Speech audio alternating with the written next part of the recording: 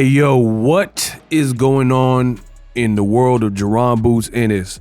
What are they doing? In this video, we gonna break it down. Your boy Ego is confused. I am befuddled. I have so many questions in regards to the career of Jaron Boots Ennis and what the plan is for Jaron Boots Ennis of Philly. And in this video, that's what I want to explore. Now, let me jump right into it. 2024 has not been a nice year to certain fighters. Fighters like Devin Haney, because Devin Haney, I mean, it goes without saying, lawsuits, you got the baby mama drama with young Thugger, you got the, of course, Ryan Garcia fight, Left Hook Central, Left Hook City, but also I think Jaron Boots Ennis. It hasn't been. Now, Jaron Boots Ennis, different positioning from a Devin Haney, because Devin actually lost and then got overturned and lawsuit. So he's not, for the same reasons, his year is not the same. But what some people thought would be a breakout year in a new partnership with Eddie Hearns and Rematch Room, I feel has been very abysmal. And people get mad when I say, I told you so, but did I tell you so? On my channel, I warned you guys. I said, I had many questions about Boots going over there to Rematch Room with Eddie Hearn. What was gonna happen? How are they gonna move his career? And you guys, a lot of you guys assured me, you said, oh, Ego, don't worry about it. His career is okay. He's in the hands of Eddie Hearn and DAZN in Rematch Room. And you said, guess what? He wasn't that active with Showtime when he was on PBC cards, when he was with Steven Espinoza. And you assured that Boots Ennis would be much more active. Now, guess what? This is a fun fact from your boy Ego, yours truly. Jaron Ennis fought the same amount of times his last year with Showtime that he fought with Eddie Hearn, which is 2. If you don't believe me, look it up. Boom. Jaron Ennis in 2024, he fought David Avanesian, aka David Avocado. And later in the year, he fought Karen Chukadzian in a second fight and did worse in the second fight. Guess what?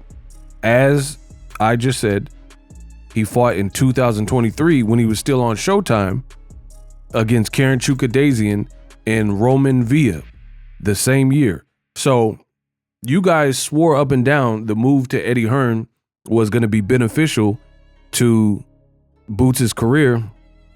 We've yet to see that. How has it been beneficial? You guys promised activity.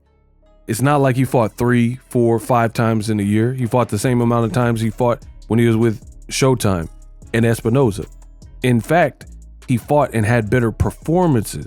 When he had the Karen Chukadzian fight, the very first fight, he looked better in that fight. I didn't give Chukadzian any rounds in the first fight. However, when they rematched in November of this year, Chukadzian switched it up. He was more aggressive. He came out kind of more confident. He wasn't running. A lot of people said he was too cautious in the first fight, overly cautious. And he came out and he was trying to make the adjustments. Jaron Ennis won the fight. I don't know anyone that's really doubting that he won the fight. However, he won the fight, but failed to impress. See, in boxing, you can win a fight and not impress the crowd. And then in other fights, you can lose a fight and then the crowd's on your side because you have robberies, politics, and things like that. So Chukadzian, Boots did a lot of talking. He already had 12 rounds in with Chukadzian, pause. And he said he was going to knock him out in the rematch. That didn't come true.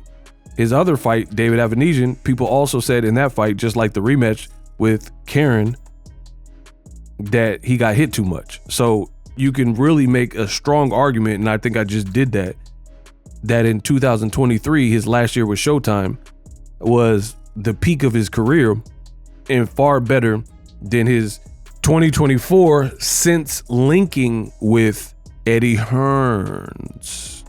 So I'm asking the question. I'm always on the forefront with these subjects. People either agree with me, they don't agree with me. That's on you. I put the information out. I do my job. And the reality is, the question from Ego remains, what's going on with Boots' career?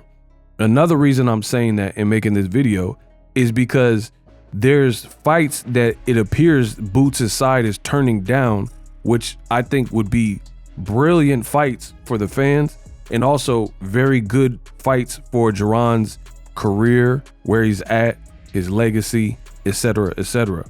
For example, Jaron Ennis had an opportunity to fight Virgil Ortiz at 154, a division he said that he was going to move to because 147 was becoming too much of a chore.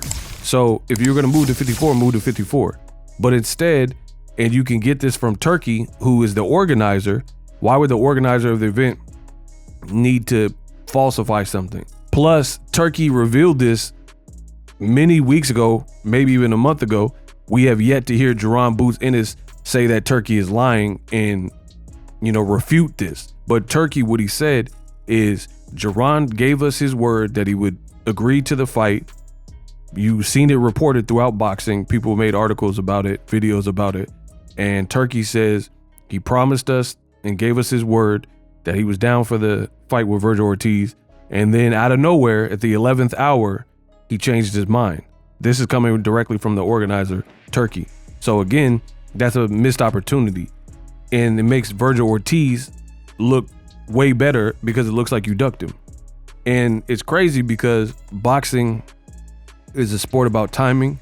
So when you think about it, earlier in the career, people said Virgil ducked Jaron Boots Ennis, but now you've added fuel to those who are now going to say that Virgil Ortiz got ducked by Jaron Boots Ennis. So you allowed him to kind of even the score. If you weren't interested in moving to 54, no problem. You could have just said that, saved everybody the time. Instead, you verbally agreed and then went back on your word.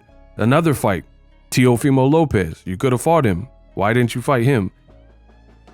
Okay, you could say, oh, he's a smaller guy moving up. But so was Thomas Delorme. Thomas Delorme came from the lighter divisions and he got stopped by Jaron Ennis. But before that, he had already been stopped by Terrence Crawford in a lighter division. So how are we too good to fight a Teofimo Lopez, which clearly would be bigger than Jaron Boots Ennis versus Thomas Delorme at that time? And then now we have a conscience and we're saying, oh, we can't fight a person because they came from a lighter weight class. Doesn't make sense at all. So to me, the Teofimo fight, yes, it's a guy coming up, but it's a guy who has put out racial remarks. People would buy into it. Teofimo, him and his dad talk, and they do a lot of trash talking. So it would be a high profile fight for Boots, which is exactly what he needs. And according to multiple sources, that fight is no longer really being looked at. So Jaron saying he wants to unify. If Boots does not get a unification in his next fight, he's going to look crazy. Because if you're passing up all these other looks, waiting for the perfect unification and, fight, only to not get a unification, you're going to look crazy in the world of boxing. So I don't really understand it, where the game plan is or where his career is headed. You don't want to move up to 54. You don't want another high profile fight with Teofimo. Now they're talking about Teofimo Lopez fighting against Subriel Matias, which is a good fight. So he goes on to get another good fight. Again, the ball is now in Eddie Hearn and Jaron Ennis's court to make something shake. We're hearing the rumblings of Manny Pacquiao. I believe he's going to We're hearing the rumblings that Barrios could fight against Manny Pacquiao. So that's another option. And a unification that Jaron Boots Ennis might not get. So I'm curious.